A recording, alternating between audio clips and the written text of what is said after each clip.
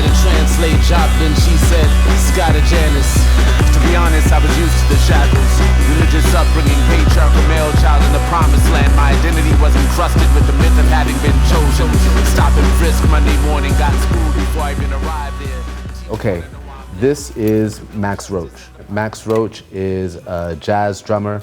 One of my favorite albums of his is here. It's called Members Don't Get Weary.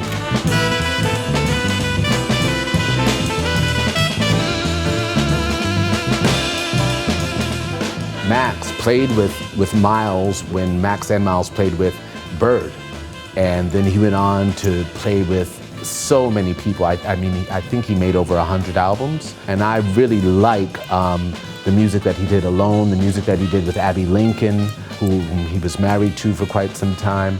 As I was first starting to get into jazz, which is like, you know, as a teenager, like venturing away from hip hop just to see where the samples were coming from, I encountered some really weird Max Roach albums and some amazing Max Roach solos, which is any beat producer's dream. We're still in jazz here. This is Thelonious Monk.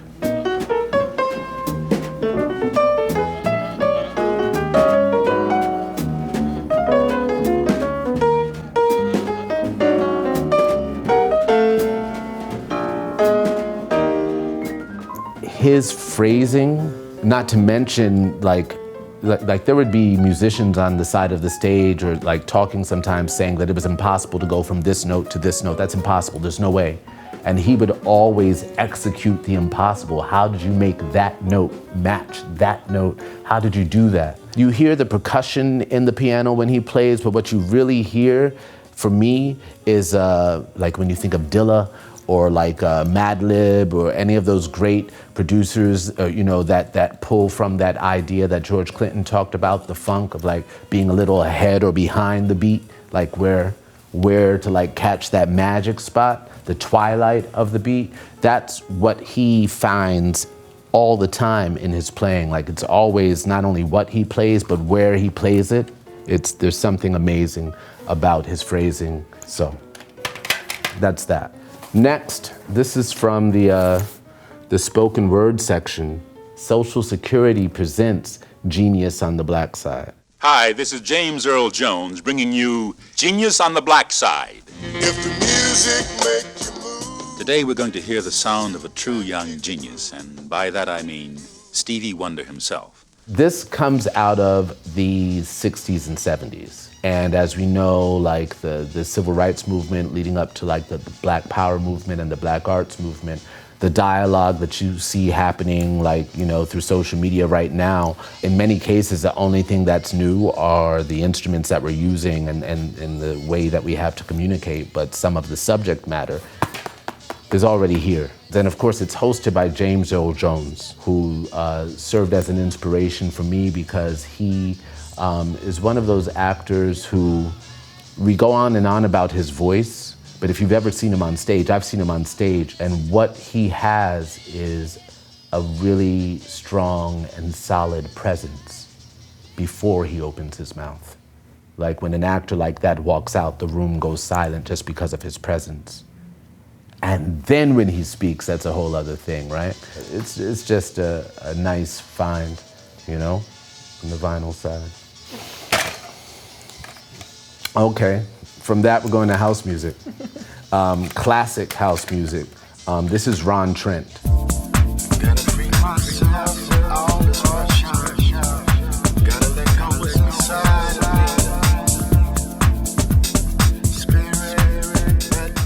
Ron Trent is a pioneer, the definitive sound. Like he really helped define what that sound is. And there's a lot to learn from the way he puts like melodies and beats together, like it's him talking over beats and stuff like that. Like, no, he was somebody who was making great music, but also thinking and connecting like some really powerful ideas with beats. And so it's fun, late night listening. Stromae. Dis-moi où es-tu caché, ça doit faire au moins 1000 fois que j'ai compté mes doigts. Où t'es, papa, où t'es? Où t'es, papa, où t'es? Où t'es, papa, où t'es? Où t'es, où papa, où t'es? Stromae is, I guess, maybe one of the few, if only, pop artists that I rep for. I love the concept. Like, I was living in Paris when the Formidable song came out. And so I remember on Twitter that day, people going crazy about like, Stromae is drunk. He's in the middle of Brussels walking around drunk. I don't know what, you know, and then the next day the video comes out and there were all these cameras planted and in fact he was acting. Formidable. Tu étais formidable. J'étais formidable. It's powerful, it's touching, as well as really danceable. And he's an amazing, like, consummate performer. I mean, globally, I think they get him. I think there's a lot of American artists who are really high on themselves and don't realize that there's somebody who's doing it fresher. So, no names called, but he's got a fashion line, great beats and music. It's from the comedy section. This is Stephen Wright. If sometimes you can't hear me, it's because sometimes I'm in parentheses.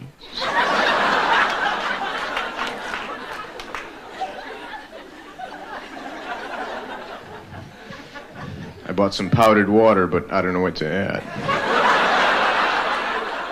Stephen Wright is my favorite comedian. I discovered Stephen Wright when I was like 12 years old, watching HBO or something late night, and I memorized all of his jokes as a kid, and wouldn't necessarily try to pass them off as my own, but like, you know, if I was meeting somebody new, I was probably very bizarre, nerdy, annoying, in that I was ready to like sprout off some Stephen Wright jokes. And this album in particular, which is his first album, blows my mind. Let's do a film one. John Cassavetes box set. Tony Russell, this is my brother Hugh. Hi. And this is Rupert Cross. I didn't know you. How are you? John Cassavetes epitomizes like the independent film director. The first film of his I saw was Gloria. And that film, I saw that with my mom and I was blown away. I saw it as a kid in theater. I am the man, I am the man. I am the man. I do anything I can. I am the man. Hey. He's captured some of the most interesting moments on screen in American cinema, and also can always serve as inspiration for anyone who wants to make a film and realizes that there's other choices than the studio system. King of innovation and just great storytelling and great filmmaking. All right? Thank you so much for talking with us today. No worries.